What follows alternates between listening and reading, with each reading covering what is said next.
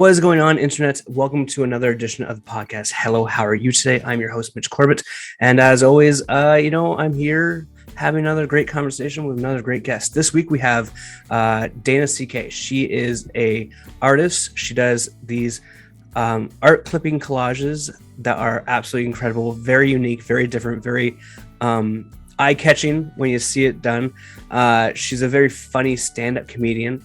I saw her. I invited her to do a show at one of the shows I host, and she crushed it. And every time I've seen her perform, she crushes it. She's very funny, very dry, very just has a unique voice and a unique presence about her, which I dig and get. I don't get. If I got it, I'd be a little bit more successful of a comedian myself. But that's neither here nor there. But she's also very well educated, or is being well educated. We were talking a little bit about her education process and what she's going to school for currently.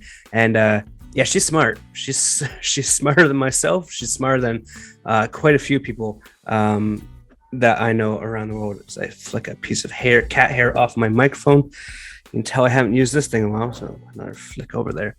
Anyways, I'm not going to waste any more of your time, guys. We're going to promote the shit out of Dana's art and her comedy after this. But before that, let's get to the conversation with the very lovely Miss Dana CK.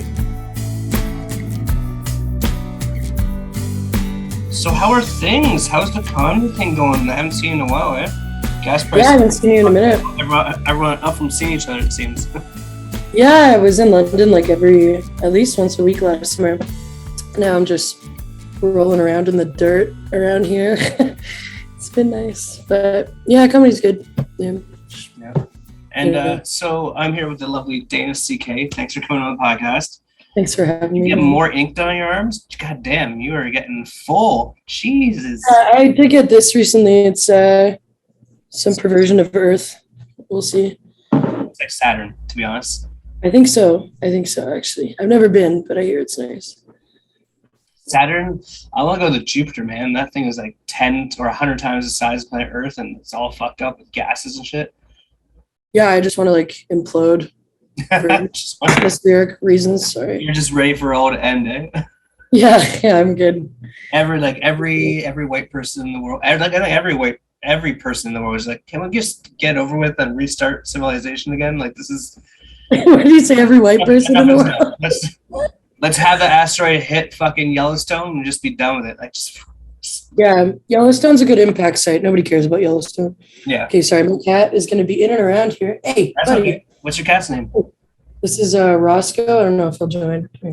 Roscoe is allowed to be on the podcast. There you are. Hey, Roscoe. Buddy. See, I have black friends for sure. Yeah, you bought your black friend, though. I don't know how good that... Oh, shit. You're right. I needed a black friend, so I bought him. It's a great introduction there, Dave. I think he's going to stay right there. Nah, he's good. Yeah, he's here. All right. Well, so you're joined by me and Roscoe. Roscoe and I, rather. So what's up with you? What do you... Fucking waiting for the road to end as well, Yeah. Getting back from Chicago. Chicago was fantastic. Holy shit, that was cool. What were you doing out there? It was just vacation, but I got to do a set at the Comedy Bar for like 3 minutes. That was fun. Oh, really? That's sick. I've always wanted to. It was just like an open mic spot, but got to see everything. It just felt good to get out of the country and travel around a little bit, it's not like it wasn't that far or anything, but it means a lot just, kind of have that little bit of freedom back again to be able to go. Yeah, for sure. You went to the most sought out place in the world, the United States, the great big South. All right, it's Midwest. It's not South. If I was going South, I'd go to Georgia. South from us. It's South somewhere. Fuck. I didn't realize how much weight I need to lose, but knowing we walked everywhere, when we finished walking, Maka recorded how long it'd be 12 kilometers, or one day we did 16K, and I'm like, how the fuck how am I still alive? I know, I'm undoing my belt as we're talking about this, because I realized I shouldn't have worn jeans to a podcast. It doesn't make sense. Yeah, it's just... I think I'm due as well. Ridiculous. All right, so I want to have you on podcast because I really enjoy your comedy and I really enjoy your art. So let's Thanks. let's go into the comedy aspect first because I feel like that's kind of inspired your art a little bit. So you're in school right now, right? Are you Yeah. finished for the summer? Are you going back, or are you done?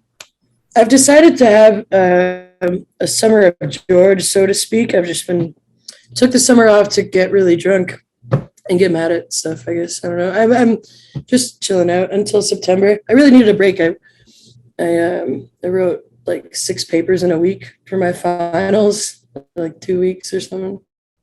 One of which being like a 10,000 word thesis paper. So I kind of thought I should take some time off, get back to my roots.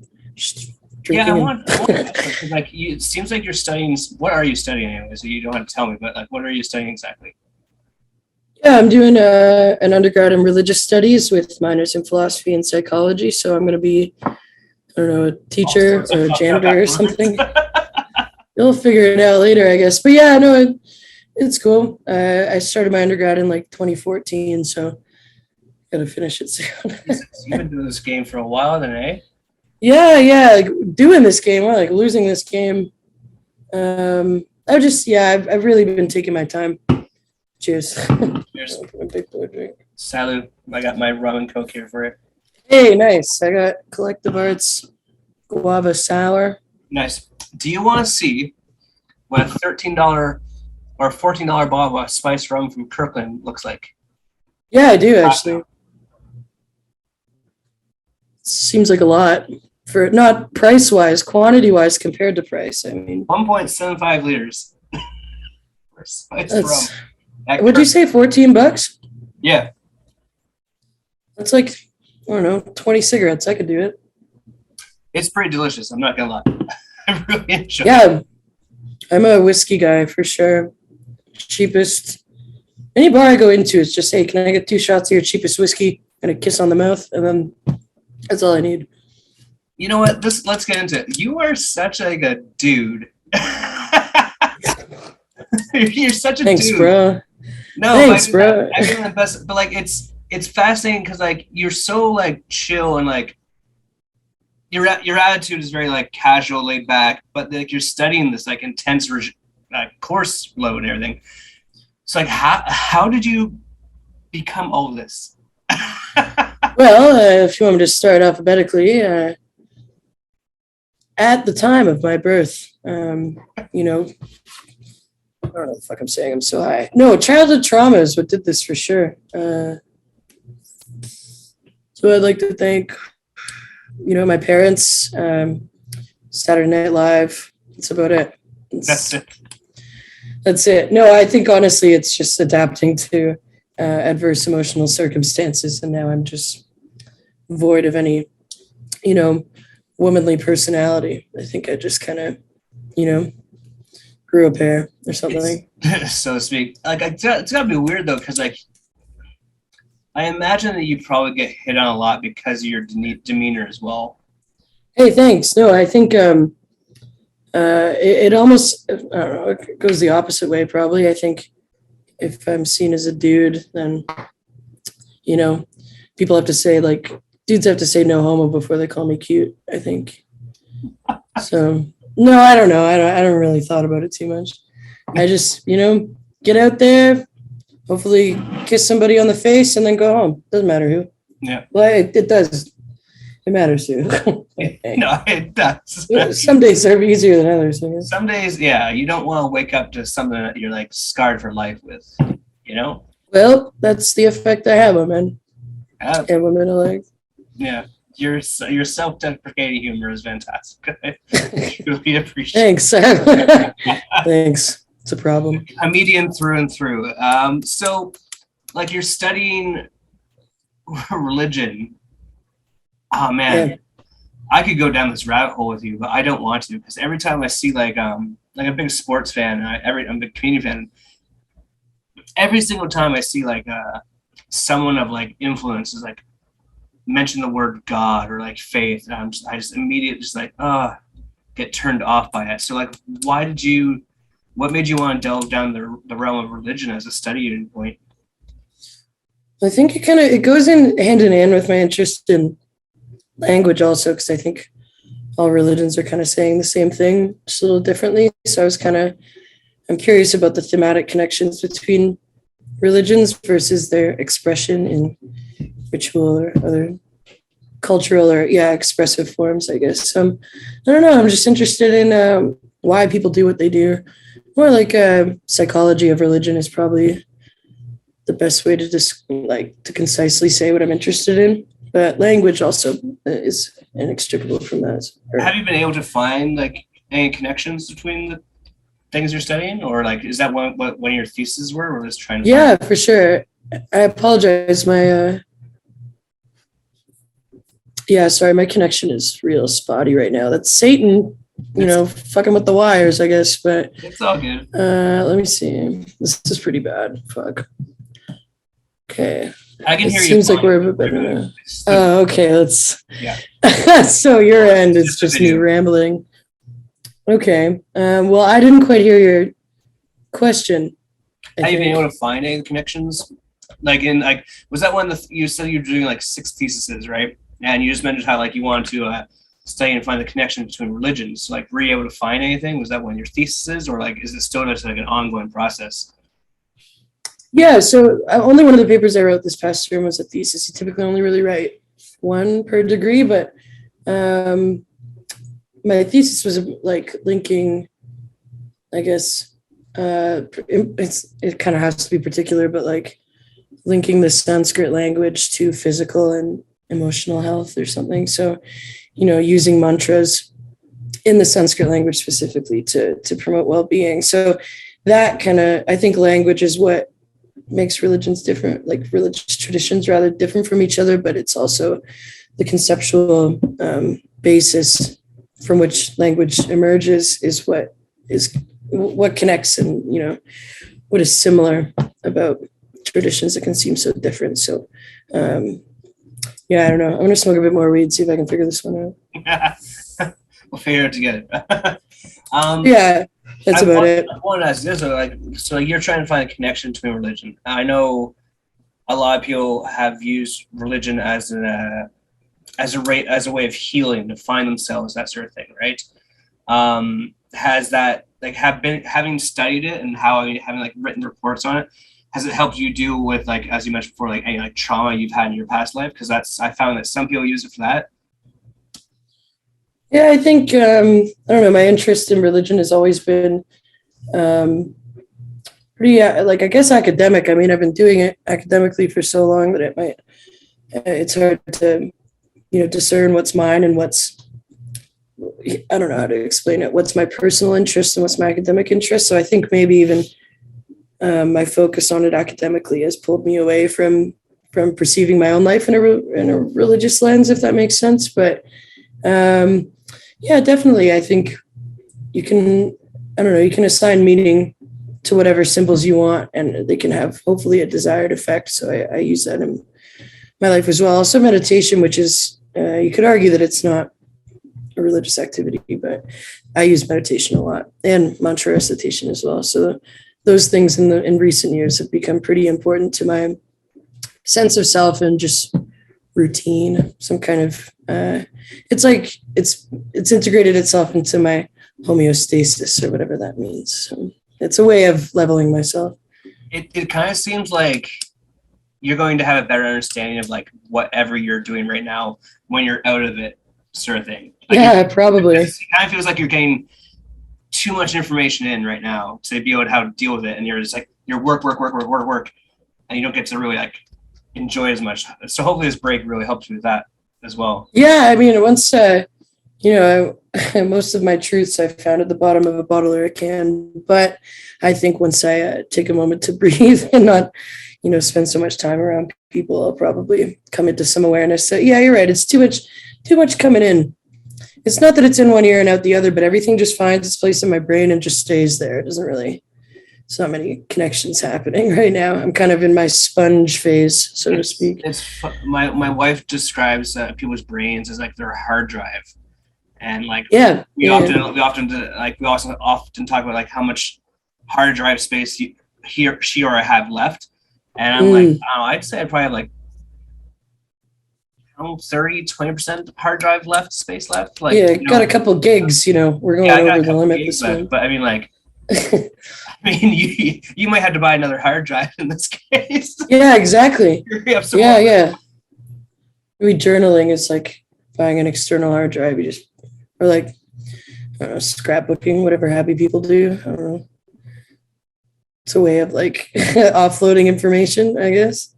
You're just the one at the bar, like getting wasted, telling people all about the pagan religion rituals, just to get. It is kind of like that, actually. Someone else.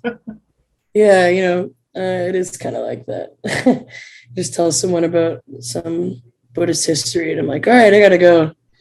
And drugs are waiting for me in the bathroom, and the cycle continues. When you're doing like this all study and all this religious work and psychology, I mean, like as a comedian, like most comedians go to therapy for psychological purposes. Oh, really? I don't know a damn comedian that's working on themselves at all. Well, the good ones are ones working on themselves. Okay, fair. You listen to enough podcasts, they always mention their therapist and shit like that. I think everyone's too young to be able to realize or endorse or deal with their inner monologues sort of thing. But like when you're doing, like some of the best bits from comedians are based off religious principles. So has this kind of like avenue, have you delved into that topic of like religion in your comedy set or no? Yeah, I like to think of myself as George Carlin incarnate. It's not a bad person. I mean, so as a person, 100% great. As a family person, not so good. So as long as you should be or have kids, you should. Yeah, no, I think. So your question is like, have I? Okay, I might have smoked too much. Have I used? Have you used comedy? Yeah, you have used religious bits in your comedy. Like, are you like doing work on your? Are you doing a piece of it on while you're studying and be like, hey, that would actually make a good bit, and you're like on another tangent, right down a joke sort of thing? I've definitely gotten some material from some of my schoolwork, but in terms of like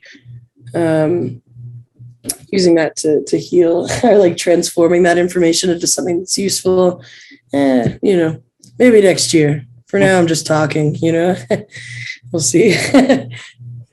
So, I mean, like psychology too, man, you're so smart, but you also kind of sound like an idiot too. So, thank you. Yeah, no, I think that's like on point. Yeah. But it must be. I mean, I think that's probably part of like how you deal with it, though, right? Because you're just getting too much information. You're not giving your mind or body rest unless you're doing meditation. So like you're just fucking going 100 miles per hour. Yeah. I don't know, yeah. Some days I'm like a hamster on a wheel. Most other days I'm just a breadcrumb circling the drain. Either way, we're always moving. So like, do you find like, I know you do, what's the art that you do again? It's paper collaging. I sit at this table, I listen to some music, and I cut up magazines and I put them on a similar, like they all go onto one page. I consolidate them and then I scan it. But yeah, it's the art of cutting paper and putting said pieces of paper, said clippings together. So I'm clippy. Do you find that with the paper collaging, you get to kind of like unwind and relax doing that? Whereas like when you're doing comedy, it's more of a chaotic, like, I hope people like me. You're interacting with comedians who are also insane as well, right?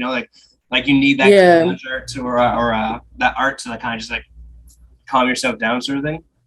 I think most of what I do is an attempt to ensure the admiration of others. I think most people are like that in some regard, but no, I think there's a performative aspect of both of those things, both of those forms of art, but collaging is definitely more, it's more of an act done out of solitude. It's not as explicitly performative, but they do share a lot of similarities.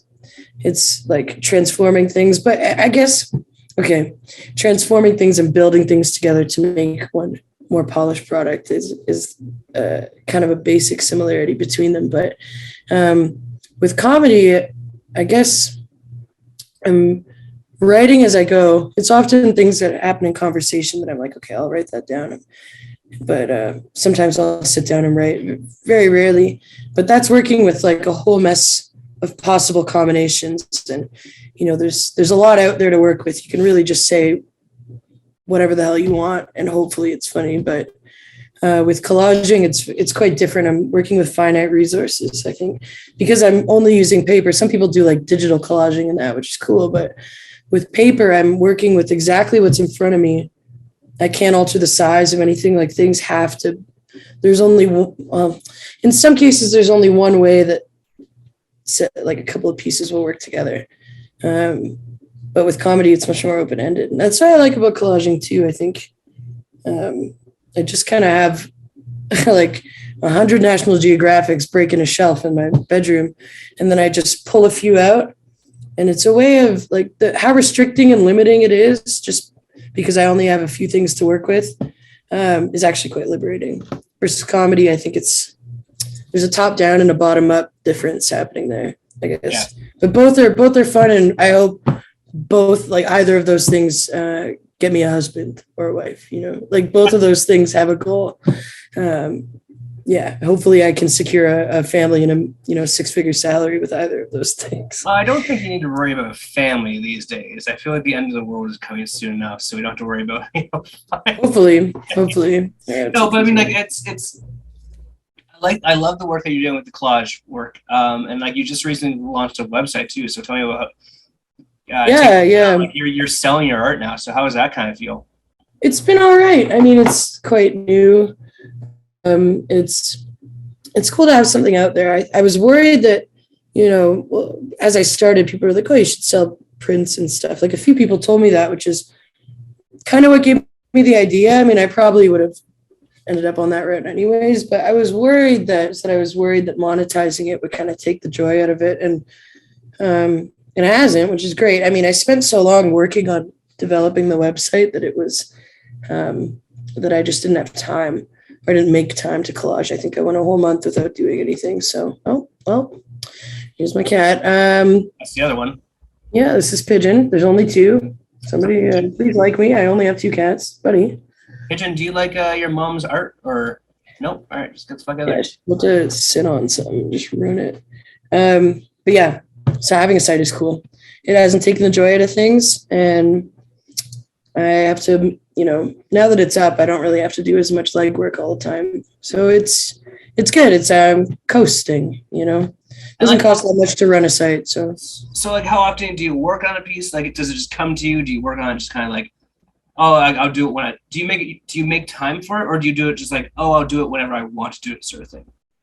I have to plan for it. It's a lot of like, I have all my stuff here plus a million, like at least 100 National Geographics in my room. So like to bring it all out onto this table, move everything. So I really have to make it, make an event out of it. And so I plan for it in my schedule. Some days I don't want to do it, so I don't.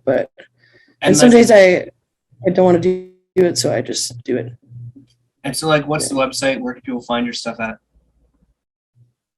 Yeah, it's CK, 2 letters, creates.ca, also 2 letters. So that's it. It's none of this is mine. Some of it, but now, so do we want to start a trend where, like, if you're going to do a comedy show and people know you're going to be there, they bring you National Geographic to give you the take home, or should we avoid all that? Man, someone's got to bring me a new shelving unit first, because it's like it's already a problem. Before someone buy her like IKEA gift cards so she can get more shelving? Yeah, I'm gonna put my my Venmo down there. Somebody buy me a goddamn shelf. Get Dana a shelf. Now that's a cause I can get behind. Just more shelving, more space for your more space for your hard drive. Essentially, that's what we need. Yes, I need more hard drive. There you go. Yeah. And so, like, now we met each other through the comedy scene. I was just trying to find comedians to kind of like invite down, like specifically more female comedians, and you came and you fucking knocked it out of the park. I love your dark sense of comedy. I love your delivery. I think you're very talented. So how did you get into comedy? And like, you're in Kitchener Guelph area, so how did that? Fuck, she froze again. I had a whole good thing.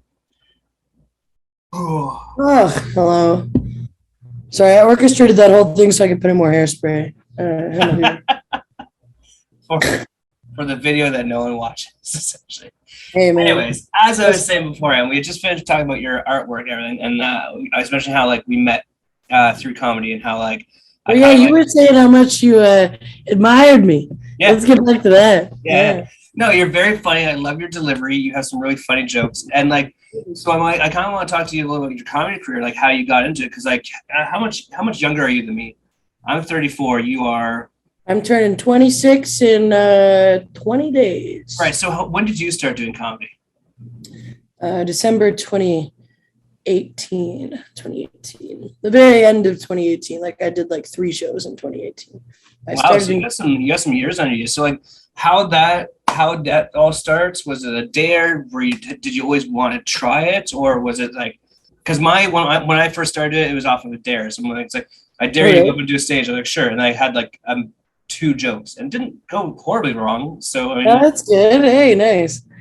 Yeah, I started there's a fantastic show in Guelph at the Jimmy Jazz every Sunday, and old Dave McInnes ran it, and it was honestly the best show. I lived across the street at a shitty apartment, and I just started going to the Jimmy Jazz all the time. Like I moved to Guelph in 2016 and then immediately started like drinking around town, and then found people and then started working in the industry. Anyways, Jimmy Jazz was a place that we went all the time. I was there like every night. I was going to get a Jimmy Jazz tattoo. That's how much I like this place. And Dave McInnes ran a weekly show on Sunday nights, and I looked forward to it every week. I loved going. I loved watching. I got to see, people come back again, and like Dave Getachew and Jason Allen, and like, man, so many people, so many awesome people. Anyways, I really started liking the show. And then I started writing down jokes that I kind of came across in conversation, or I'd say that. And then, someone would be like, oh, you should do stand up or some shit like that. And then I was like, oh, the gap between watching it and doing it is actually much smaller than I thought. I can really just get up there. And so one Sunday I woke up and I was like, Dave, like, can I do your show tonight? And he's like, oh, like, yeah, he was very welcoming, very supportive, giving people their first shot. It could have gone horribly wrong. And I told all my friends to come. So I think there was no way it could have gone terribly. I had a lot of support in the room. Looking back, it wasn't a great set, but that's where I started, was at the Jimmy Jazz. And Dave was also the first person to ever let me guest host their show. And yeah, so Jimmy Jazz, Sunday night comedy, that's where I started. And I'm very thankful for that. Dave is awesome. And so how you 2018, you would have been fucking early 20s. Like, how has your comedy evolved since then, with a few more years to go? Yeah, I guess I'm like 3.5 years in. I mean, there was COVID kind of fucked everything up, but that also, encouraged some kind of like adaptability. But I can't say that I'm like an expert now, but like compared to then, it's like I see, I don't know, the industry is a whole beast of its own that I'm kind of learning about piece by piece. So my awareness of, how to read a room, I'm still not good at that, but there are metrics to being like a good performer. And it's not that I've mastered any of them, but I'm able to see that, what works and what doesn't is for, a bunch of specific reasons. So I'm more aware of like, it's stupid to say, I'm more aware of what I should and shouldn't do. I'm not as blind, but I still don't really know what the hell I'm doing. I think that's the fun of it. I care less about like, how it's received, I guess, which kind of contradicts what I just said, but I'm not so hell bent on it being the best set of my life all the time. I think that just when you stack up numbers, each one matters less. So yeah, so let's maybe break that down a bit, because like I personally, like, I've always found that the best sets I have are ones that like where there's an ad lib in there as well, where it's like more casual, you're not like too regimented, and I find like the best sets I personally have when I'm like, I'm either like so tired that I don't give a shit, or I'm just like I've been doing this, or I'm just like the perfect amount of drunk and high to perform like the peak level. That's what. I get it. Yeah, that's it. Comfort can be found in many different forms. But like I said, I've found a lot at the bottom of at the bottom of cans and bottles, and I think I'm more comfortable when I'm fucked up. But that's the problem. That's in a list of problems that's high up on it. Right. So I want to ask you about that because how, when was the last time you did a set while you're sober? Well, when I was coming out to London, I was driving quite a lot, so I wasn't getting drunk out there. But like sometimes I'd stay if I was doing Lou Dogs on Tuesday and I don't know, or like Poachers on Monday and then the Lou Dogs and Frankenfurters on Tuesday or Wednesday or whatever. Like I've stayed out there a few times. So anyways, there are times when I can't get fucked up because I'm driving out of town. I think that's the biggest one. But so the last set I chose to be sober at by my own, virtue. I don't know. I don't know. I drink a lot. Well, because do you find that there's a difference in the comedy form when because I mentioned when I was wrestling train and doing Poachers, I was so physically exhausted because I just worked out for 30 minutes or 3 hours straight. And my mind was just so clear that the jokes were actually I hit all of the points I wanted to hit. Whereas I've been also I haven't had enough to drink to the point where I'm still too nervous to perform. Do you find do you have a balancing act that you do to get ready for it? Or do you guys whatever happens, happens, bro? I think it's more the latter, but it's not always whatever happens, happens. It's God, I'm going to get hammered, but that's me in a lot of situations as well. But I think it's a form of self-sabotage in some way because then if it's not a good set, I can blame it on being drunk. Rarely do I credit my good sets to the drinks I had. If I think I did poorly, I probably was drinking, and whether I did poorly or not is neither here nor there. I probably did, but how I feel about it is largely dictated by if I feel badly about a set, it's largely dictated by whether I was, drunk or out of my element, and you're mentioning ad libs and stuff. I think and tags, a lot of that just happens naturally in my experience. And it just, when you're comfortable up there, you're more likely to throw in some little am I right, ladies? It's easier to kind of stumble into something that's worth keeping when you're already stumbling and you're drinking. So I think, I rely on it, but I also, it's also something I was going to do anyway. It's I was probably going to drink tonight anyway. So on a Saturday. You're in Guelph, right? Or you're in Kitchener? Yeah, Guelph. You're in Guelph. So what's the comedy scene there and how are there enough mics to get the reps that you feel are required to take it to the next level? Or if I don't not sure what you mean by the next level, which is fine because I think it means something different for everybody to what people want to do. But Guelph used to be, I think, much more what's the word I'm thinking of, populated with comedy opportunities. There were, in that downtown Guelph is 2 streets, and within those 2 streets there were 3-4 shows either weekly or monthly. There was more opportunity before the pandemic, which you can argue that we're still in, but I think post opening there's less going on. But the shows that do happen though are quality. There's no weekly show. There are 3.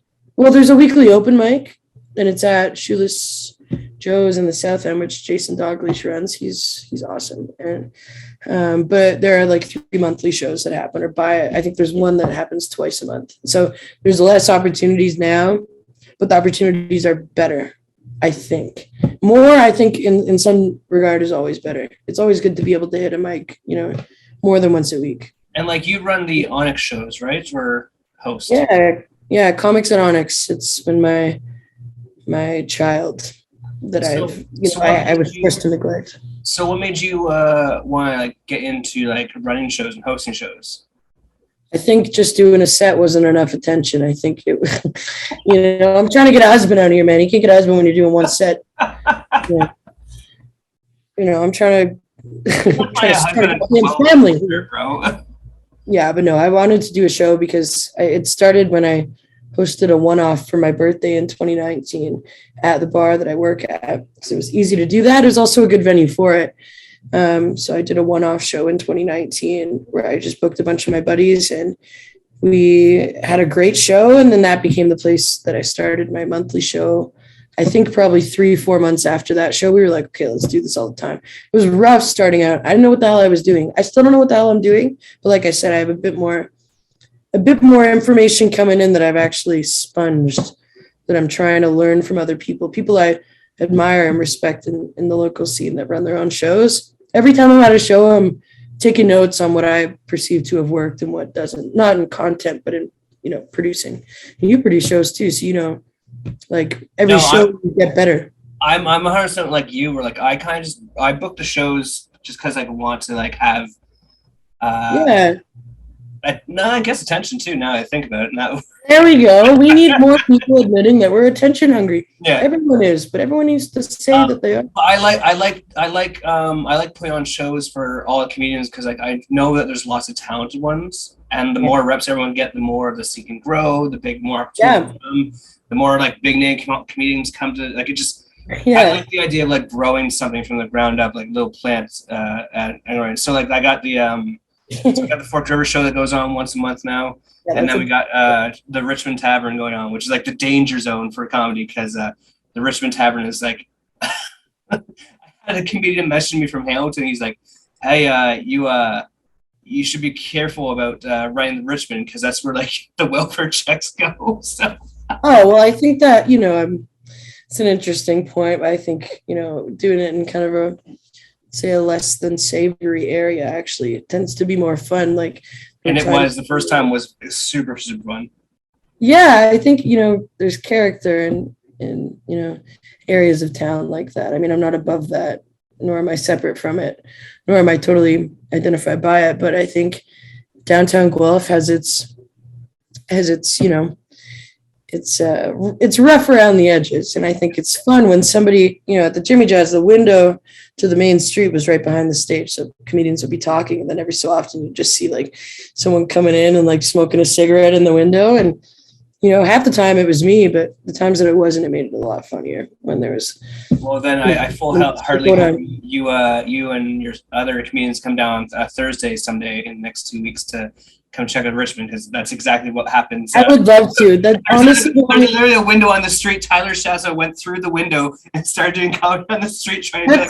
That sounds a lot like the Jimmy Jazz. Now, when you described it as somewhere, in other words, that might be a little rough around the edges, I was like, man, I gotta get the fuck out there. Like, that sounds fun. That sounds fun. Well, that's because it's like I love the comedy scene in London, right? It's great. London's incredible. Yeah, but like there is a sense to me that there's like it's almost too safe. Like I like a little bit of a little bit dangerous. I want security in my life. I don't want to dip your toes in the waters of sin, my friend. Welcome. Yeah, I think that's definitely there's an appeal to not knowing what to expect. I think maybe safe can be used interchangeably with predictable, whereas you kind of want a little bit of action. You want cops to be, you hear sirens and you're like, I actually genuinely don't know which one of these people is for. You're waiting for me to either pull up or pull through. There you go. Yeah, man. No, I think that's awesome. The Richmond, where is that? It's right beside Frankfurters, actually. Yeah, see, that's the thing. When I was at Frankfurters, I'm like, I like it here. Like, there's going on. I'm like, and that's why I kept coming out. I was like, London. To describe it as safe, I think that's why I laughed when he said it. I was like, because I've spent a lot of time, my time in London, I would say like 60% of it was spent on that street where Frankfurters was, like out there smoking. If I'm not driving, I'm definitely drunk. So I'm, I felt at home outside of Frankfurters. No, I think I'm back here for a while. Maybe, oh no, I will say you weren't safe because I mean, just, and like I haven't been out in like fucking forever. Life just got too fucking hectic and too annoying, and I just haven't been able to like. I gotta get back into it, but I got some stuff I gotta do prioritize wise to like fucking feel comfortable again, I guess. But like, why do you like? You did the open mic because you knew comedians go to shows. Why? We all have our own reasons why we hate it and why we absolutely love it though. But like, what are your why do you love it so much? Well, I think it's impossible to talk about. It's impossible to talk about my interest in performing, without talking about the need for attention, which I think everybody has, but I think that's not the sole reason I like it. I think you just kind of have to preface everything. It's like, well, yeah, I like hearing myself talk. I think most comedians are narcissists. I think the best ones I've met are definitely insane. And like, I think there's the community aspect of it. Being a part of the scene is being a part of the scene. It's really cool to know so many people who have a similar interest, and the network just keeps growing and growing, which is great. I think for me, transforming experiences or, otherwise mundane or painful things into something that hopefully is funny and also hopefully secures me a family and a house. You keep on going. I feel like the family and house is a joke because I don't. It is. It's definitely not real. No, I'm going to be renting alone for the rest of my life. And it's okay. But like, that's what I want. No, I'm fully kidding. I just mean there's something about it that's like getting better at a craft it's inherently enjoyable for a person to do. Getting better at something is fun. And it's a game. It's a game. And it's not that you can win or lose it, but you can just strategize for the rest of your life. And that's kind of fun. Can you describe, because like I did Remy's show in Sarnia, right? And I fucking crushed it. I had like a made up spot and it was fucking real well. And then I went and did Frankfurters. Shit. Like can you kind of break down the uniqueness of like the highs and lows of a week in comedy? Like, yay! Oh, I want to kill myself. And that wasn't bad. Oh, I still want to kill myself. Yeah, I think you've kind of, the narrative that you just expressed, I think is it's something I relate to. I was about to argue that it's common. I'm not sure that it is. Maybe some people just know it. It's so common. If we're all narcissists and we all want attention, then the idea of bombing and succeeding are fucking the most common threads. I mean, I think there are people that think and probably rightfully so that they're crushing all the time. There are comedians I've never that I've only ever seen do well, and that's sick. But obviously everyone has their highs and lows, even if it's a very small range. But like bombing, it sucks. It's always going to suck. Bombing sucks. And you just hope that, your kill death ratio is pretty okay, but sorry, my cat just fell into the sink. He bombed, bro. But yeah, no, I think you got to look at both really closely, or not. You don't have to, but when I bomb, I try and figure out why. Often I attribute it to some external liquid force, but like when I do well, it's like, yeah, I'm king of the fucking universe. I think it's easy to fall into those patterns. I've when it sucks, but when it's good, and hopefully you find some kind of homeostatic equilibrium that something pulls you back to just doing okay all the time. That's fine. Do you have like an end goal with the comedy? No, I think it's one of the things similar to collaging that I just kind of do because I like it. And if I don't feel like it, I don't do it. It would be excellent to, I love doing shows, and it would be cool to be good enough to do something like just for laughs. I don't know. I feel like it's way too early for me to even consider what could come of it. But people who have been in it as long as I have, who are out grinding, like mics all the time, getting on, like featuring on Yucks or like a residency or something like that. Like that's cool. And, someone who I look up to a lot is Nick Nemiroff, who just passed away. It was that fucking sucks. What he was doing is what I would want to be doing. I think a lot of people looked up to him for that, but he was fantastic, and being that good to do the things that he was able to do, that's it's the dream. It's not so much a goal for me right now. I have a lot of other big pressing goals in my current experience, especially finishing school, so it's not something I'm hustling for at this exact, present time, but to the people who do, their success is measurable and their impact is notable. So I think that's kind of where I'm at. I'm just chilling. So I never had the pleasure of meeting Nick, but I've been recently watching his stuff, and he was very funny. He was great, man. He had a very unique stage presence. Do you have like a favorite fond memory of his that you would like to share, maybe? Well, we weren't friends by any stretch of the imagination. We did a show together. Maybe more than one. I can't remember, but we did Mitch VK show in St. Thomas. It was great. He smashed. He was awesome, and he was very kind as well. So by no means were we friends, but we were acquainted and in the same network. And I think I might have done okay that night too. So like he's someone whose respect I probably would have like, idolized in some way. He was cool. So having that impact, even on one person who's stoked to see me do a set, that's kind of where I'm at. Very laissez-faire. You're just hands off. I'm kind of focused on other things for the exact time being, but I'm still out there doing shows, just not in any like heavily goal-oriented way. But yeah, big ups to Nick. He was sick. All right. Pour one out. Cheers for Nick. Hey, nice. Fallen Conrad. So fucking. I mean, like, I think my goal, like, is to stop working a 9 to 5, where I can actually have more time, like, to be like, oh, hey, I can travel, and like, my goal, and I'm like, you're closer than I am, but I'm nowhere fucking close. Would be to like do like a small tour, to kind of like the way that Aaron and Mitch VK just did it, like. Oh yeah, that's cool. So that was kind of cool. Like they were just doing it on the weekends, but they actually got to do a touring comedy show just around like Southern Ontario. I'm like, that would be badass. And like they can take that now and go to like Northern Ontario. I think they're doing Thunder Bay actually, and doing like they can do that sort of shit all around. I'm like, that's I like to see that development. Yeah, they're great. I was happy to see that. I was just talking to Aaron today. But yeah, no, I think that would also be sick. I think that takes a lot of, they got a go-getter attitude. Whereas I'm just like, but I think what they're doing is sick. Man, like you're so busy. Like the schooling that you're doing takes up so much time. And like you were like posting stuff about the shit you had to write down. And I'm like, she's going to die. Mentally, she's just gonna be in a coma because of all the fucking stress of work, school and work and comedy on top of everything else. Well, I'm thankful that everything I do is so far enjoyable. Like I like both. I have 2 jobs. I like them both.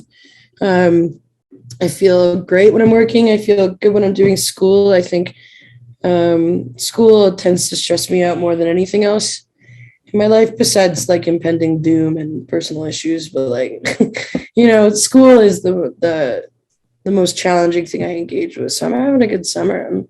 I'm happy to be out because I'll work harder when it comes to it. I burnt myself out.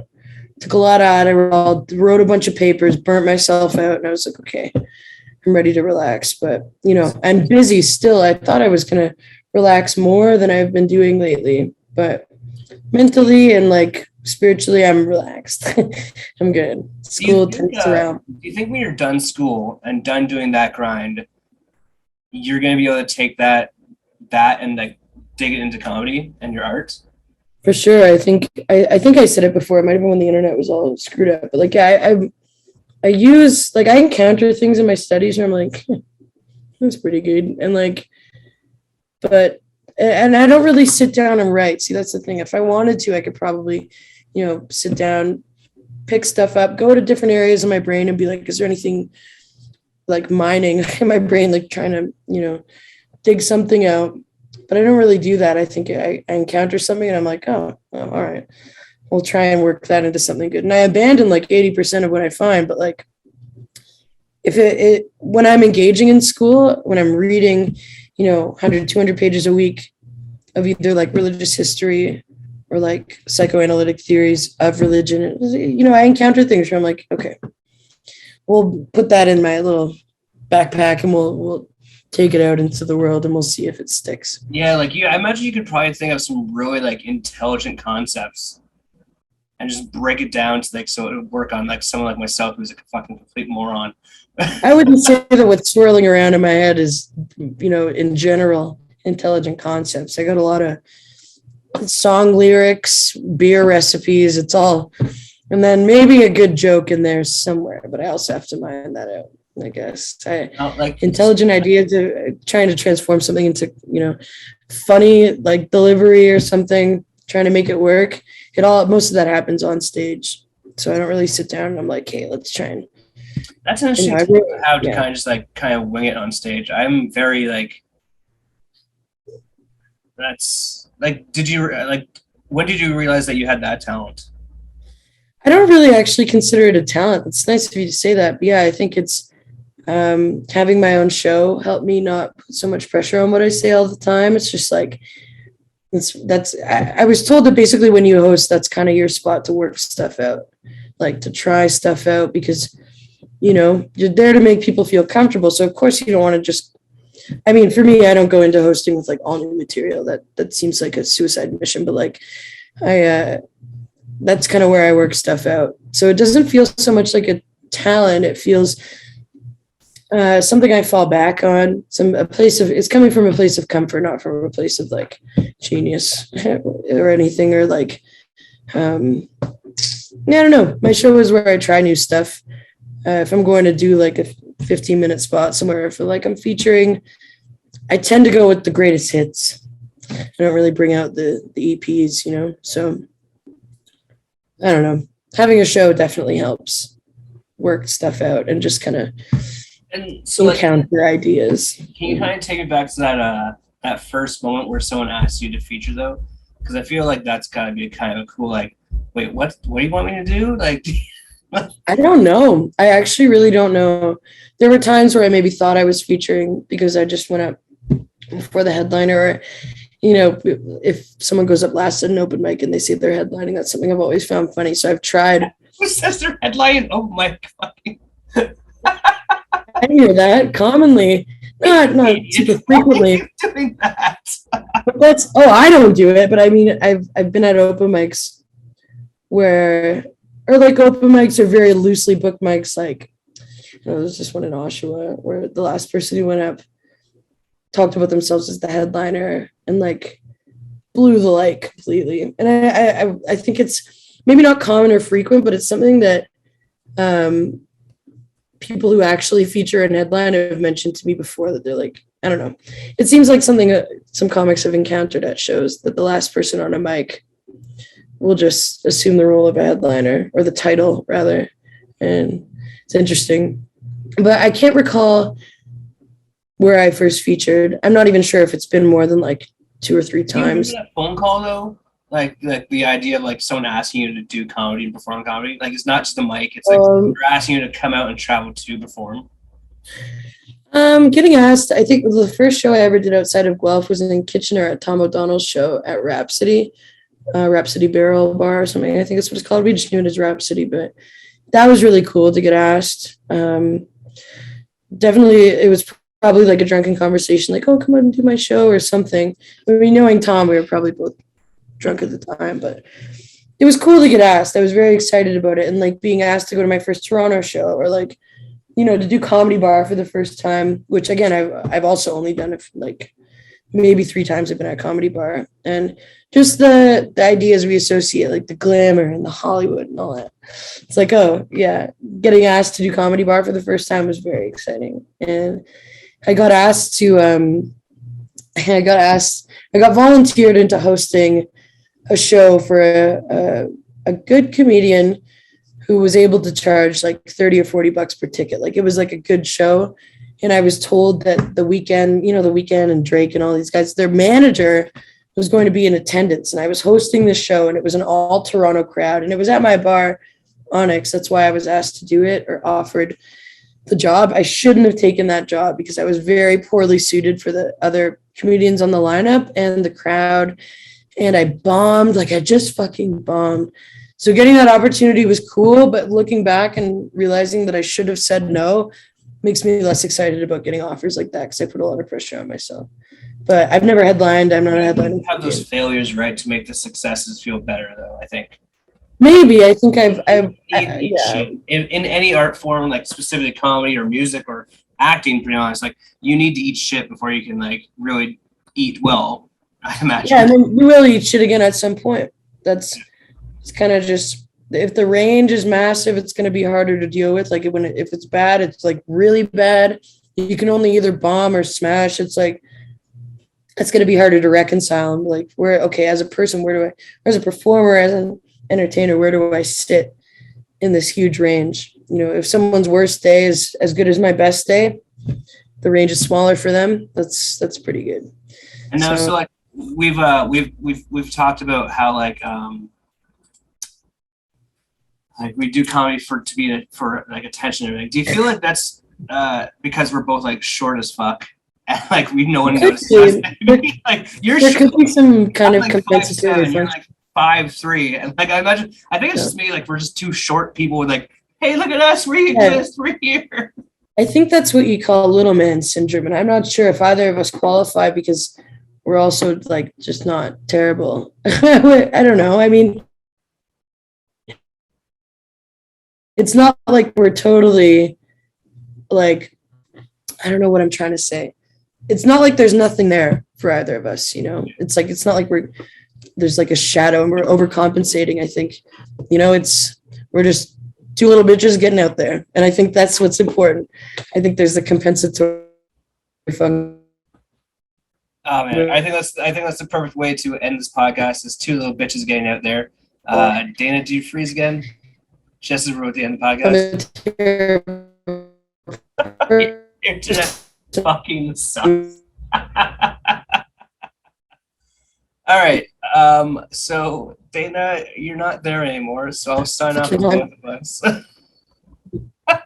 I'm here. Hello. You're there.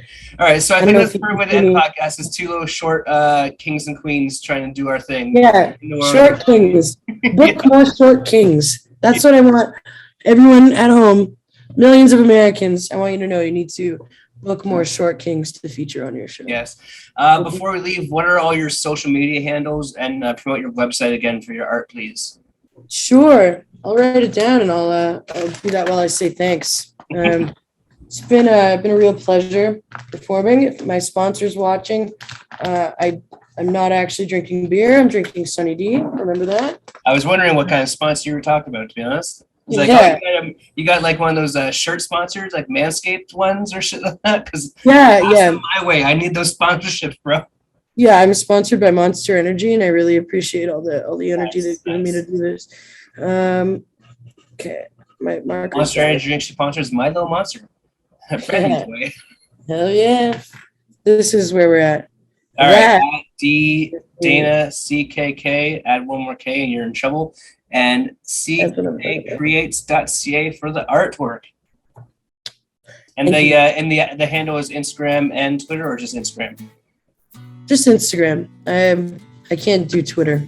I need what I say to be gone in 24 hours. That's what I like about Instagram. That's why you just post stories. Smart. I did. Yeah, and after this, I know I'm going to message you asking you to edit out certain pieces of it. So I'm not cut out for Twitter. Well, the great thing is you're both high and drunk, so I don't think you remember anything that you said. So you don't. Hey, no, I'm lucid, man. This is me at baseline. You don't want to see me without this. It's fine. All right, Dan, thank you so much for being on the podcast. I hope you had a good time. I hope you enjoyed this chat, and I'll see you at a future show. Hopefully at the Richmond. I think you enjoyed it. Yeah, I'd love to come out. Thank you so much. This is cool. I've never done this before, and I think I'm going to look back on this in 10 years or in 10 minutes and cringe, so we'll see how I do, but I really do appreciate the opportunity, and it's also nice to talk to you. It's been too long. Yeah, really. All right, I'll see you down the line, okay? Yeah, sounds good. Bye. Well, I hope you guys enjoyed that conversation with Dana.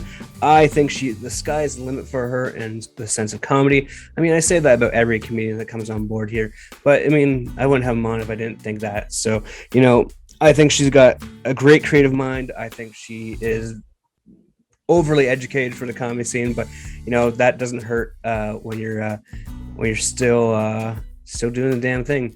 If you guys want to check out more of Dana, she's available on Instagram at DDANACKK. Again, it's DDANACKK. Or if you want to check out any of her prints from her collage art, check her out at ckcreates.ca. Again, it's ckcreates.ca. Check it out. Go support her prints. Go support her comedy. Go maybe support her education. I don't know. I think we have OSAP here in Ontario, so maybe she'll be fine. Probably not, but we'll see what happens. That's it for me. Thank you for tuning in. We'll see you guys down the line. Cheers.